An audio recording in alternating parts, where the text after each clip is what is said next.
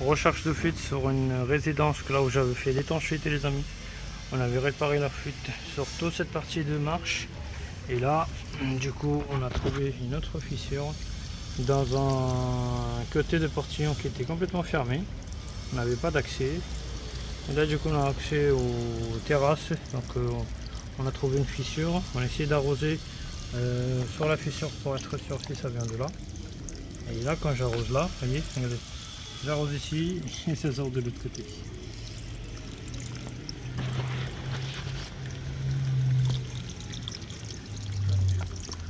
Donc c'est une partie qui flotte à mon avis. Ça pourrait aussi jouer. Donc en même temps ça me permet de vérifier. Le regard ça coule parfaitement. Après on va fermer la terrasse. Parce qu'on avait ouvert pour vérifier si tout va bien. Donc c'est des très bels appartements avec des terrasses décalées.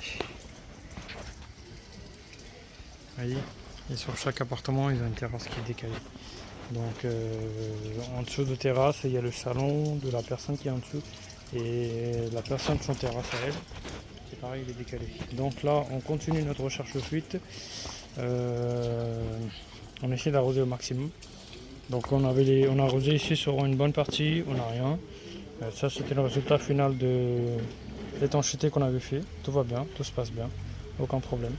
Donc voilà les amis, on continue d'arroser, on revient vers vous dès qu'on a un résultat. Donc ce qu'on a fait sur cette partie là, on a fait raccordement de bitume là et là.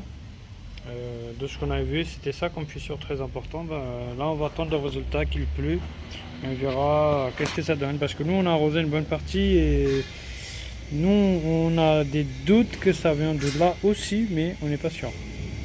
Voilà donc ce qu'on a eu dans l'appartement.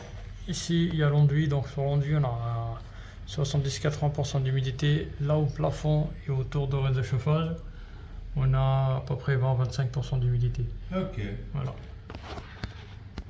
On fait vérification, le colonne de chauffage il n'est pas percé, on a l'impression qu'il est un peu rouillé, mais pas du tout percé. J'ai passé un coup de paille de fer. Ça présente un peu de la rouille, mais c'est pas rouillé, c'est pas percé, sinon vous aurez de l'eau permanence. Ouais.